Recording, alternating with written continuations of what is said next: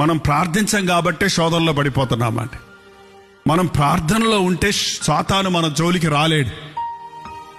ప్రభు చెప్తున్నాడు శిష్యులతోటి, మీరు శోధన ఉంది, నేను సిలువెక్కుతున్నాను, నేను రెడీ అవుతున్నాను సిలువకి వెళ్ళటానికి, మీరు రెడీ అవ్వండి.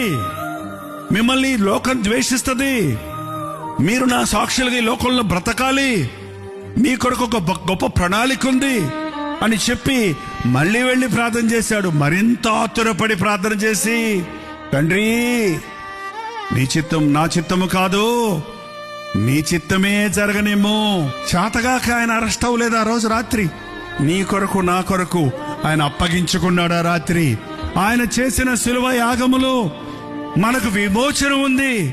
ఆయన పునరుద్ధానుడయ్యాడు గనుక మనకు పాప విమోచన, జయ జీవితము ఉంది అని ఈ రోజున మనం విశ్వసిస్తే మన జీవితాల్లో అద్భుతాలు చూస్తాం.